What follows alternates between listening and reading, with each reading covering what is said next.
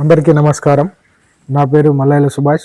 నేను పెద్ద కొడబ్గల్ మండల బీజేపీ పార్టీ అధ్యక్షునిగా పనిచేస్తున్నాను.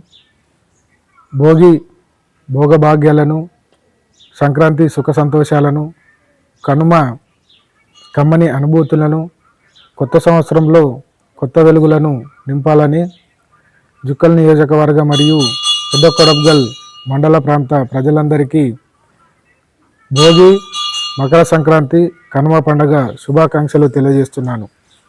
తల్లిదండ్రులు పిల్లలకు తెలియజేయాల్సింది ఏమిటంటే, పండగ సందర్భంగా పిల్లలు పతంగులను ఎగరవేయడం జరుగుతుంది.